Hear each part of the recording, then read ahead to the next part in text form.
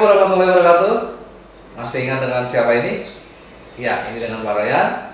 Kita kembali lagi dengan pelajaran berhitung kelas 2. Masih ingat siapa ini? Ya, ini adalah Pak Ryan ya. Oke, sekarang kita akan lanjutkan pembelajaran yang kemarin.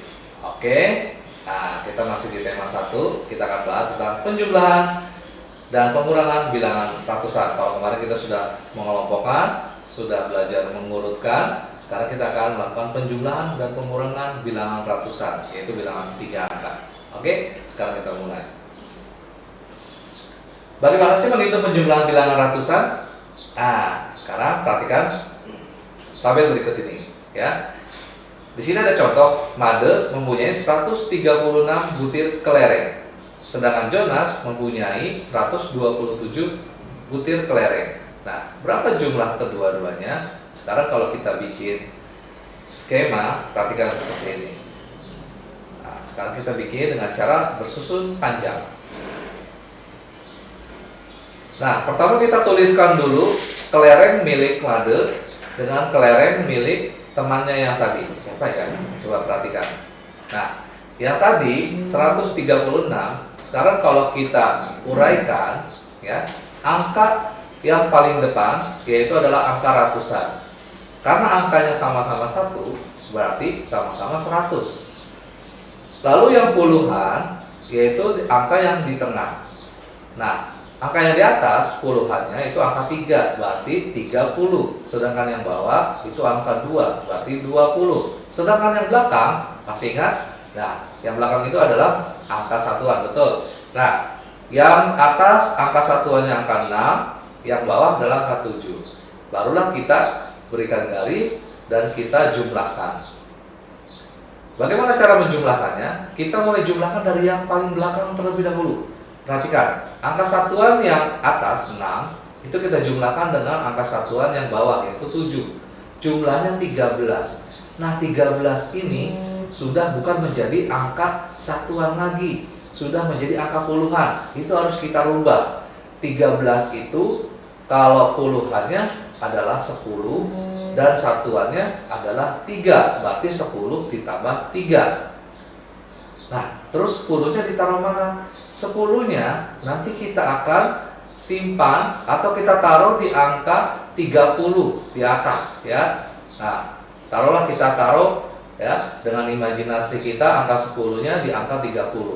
Oke, sekarang 10 yang tadi ya, angka simpanan dari angka 13 itu ya, itu kita tambahin ke 30 ditambah 20. Berarti kalau 10 tambah 30 adalah 50 dan 40 dan 40 ditambah 20 adalah 60, betul. Atau kalau mau 30 tambah 20 dulu. Nah, setelah itu jawabannya ditambahkan 10 angka yang tadi. Ya, angka yang dari penjumlahan 6 ditambah 7. Jadi 50 tambah 10 jadinya 60. Lalu bagaimana yang ratusan? Yang ratusannya karena sama-sama 100, berarti 100 ditambah 100. Berarti sama dengan 200. Nah, inilah hasilnya. 200 ditambah 60 ditambah 3. Berarti total dari 136 ditambah 127 adalah 263. Oke, sekarang kita perhatikan lagi yang lain. Bagaimana kalau menggunakan cara bersusun pendek? Perhatikan. Nah, susunlah ke bawah bilangan yang akan dijumlahkan sesuai dari nilai tempatnya. Perhatikan. Ini masih sama soalnya seperti yang tadi ya. 136 langsung di bawahnya 127 kita jumlahkan. 6 tambah 7, perhatikan. Jawabannya adalah 13. Yang ditulis di bawah angka 7 adalah angka satuannya, karena 6 dan 7 adalah satuan. Karena 13 satuannya 3, berarti yang ditulis 3. Yang satunya kemana? Yang satunya disimpan ke atas angka puluhan, yaitu angka 3. Nah, setelah itu baru kita jumlahkan. Angka yang puluhan 1 itu kita jumlahkan ke 3 dan dijumlahkan lagi ke 2. Jadi 1 tambah 3 tambah 2, totalnya adalah 6. Nah, 6 di sini adalah puluhan. ya. Jadi 1 tambah 3 tambah 2 jadi 6. Sedangkan ratusannya masih seperti yang tadi ya, 1 tambah 1 yaitu 2. Jadi totalnya adalah 263. Nah, ini kalau menggunakan cara bersusun pendek. Ini terserah kalian ya, kalian mau menggunakan cara bersusun panjang atau cara bersusun pendek. Kira-kira mana yang lebih mudah bagi kalian? Sekarang perhatikan. Bagaimana kalau cara mengurangi ya atau pengurangan suatu bilangan ratusan? Perhatikan. Ya. Penyelesaian soal pengurangan dapat dilakukan dengan cara bisa bantuan gambar, bisa bersusun panjang atau bersusun pendek, ya. Tapi sekarang kita akan praktekkan bersusun panjang dan bersusun pendek saja, ya. Karena kalau bantuan gambar kita butuh alat-alat ya dan butuh media yang begitu banyak dan menyita waktu, ya. Jadi untuk matematika di sini para yang ambil yang cara 2 dan cara yang ketiga yaitu susun panjang dan susun pendek. Sekarang perhatikan ada contoh, Dedi mempunyai 147 butir kelereng. Lalu kelereng Budi hilang 29 butir. Berapa sisa? Oh, ini dari soalnya salah ya, mohon maaf ya, nggak apa-apa ya. Itu maksudnya mungkin Dedi ya. Dedi mempunyai kelereng 147. Nah, lalu kelerengnya hilang 29. Berapa sisa kelereng milik Dedi? Perhatikan cara menghitung sisa kelerengnya. Perhatikan. Sekarang kita gunakan dengan cara susun panjang dulu. Tuliskan dulu angka ya, lalu dengan caranya perhatikan. Nah, pertama kelerengnya Dedi itu adalah 147. Ya. 147 kalau kita uraikan berarti satunya 100, empatnya 40, satuannya adalah 7. Berarti 100 tambah 40 tambah 7. Ya. Lalu yang hilang 29. Kalau kita uraikan puluhannya 2, 20 dan satuannya 9. Jadi 20 tambah 9. Nah, itu bisa digambar yang satunya lagi yang paling ujung. Nah, ya, sekarang perhatikan. 7 diambil 9, nggak bisa. Gimana caranya dong? Ya, berarti 7-nya harus pinjam satu angka puluhan di depannya. Karena itu depannya angka puluhannya 40, kita pinjam satu angka puluhan. Berarti yang dipinjam bukan 1, tapi yang dipinjam adalah 10. Perhatikan gambar yang paling ujung. Setelah dipinjam, angka 40-nya berubah menjadi 30. Sedangkan angka satuannya 7, karena dia pinjam satu angka puluhan, dia berubah menjadi 17. Bukan menjadi 8, bukan 1 tambah 7, tapi 10 tambah 7, jadi 17. Nah, akhirnya baru kita bisa mengurangi. 70 diambil 9, yaitu adalah 8. Ya. Jadi pinjam satu angka puluhan, yaitu nilainya 10, bukan 1 ya. Jadi nilainya 10. Nah, 17 diambil 9, 8. Lalu yang 40 tadi karena diambil atau dipinjam 10 ya, itu berubah menjadi 30. Dikurangi 20 jadi 10 dan 100 dikurangi dengan angka 0 ya, karena tidak ada angka ratusan atau kelereng yang hilang itu tidak nyampe ratusan, hanya 29 butir. Berarti sisa kelereng yang Dedi adalah 118.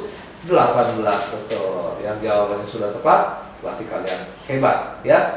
Jadi perhatikan, angka 10 dipinjam dari nilai puluhan. Jadi angka 7 itu tadi minjam satu angka puluhan. Jadi bukan 7 tambah 1, tapi 7 tambah 10. Jadi nilainya 17. Sekarang bagaimana kalau cara susun pendek? Perhatikan. Kalau cara bersusun pendek ya, itu langsung disusun, tidak diuraikan lagi. Nah, perhatikan berikut ini. 147. Di bawahnya 29. Cara menulis 29-nya perhatikan. Satuan harus dengan satuan. Jangan sampai 9-nya di bawah angka 4. Itu salah. Ya, karena angka 9 adalah satuan. Dia harus di bawah angka 7. Karena 147 angka satuannya adalah 7. Dan angka 2-nya harus di bawah angka puluhan karena 2 itu puluhan. Yaitu di bawah angka puluhan 147 adalah di bawah angka 4 ya. Jangan sampai angka 2-nya ditulis di bawah angka 1. Itu nanti hasilnya akan sama. Sekarang perhatikan bagaimana cara menguranginya.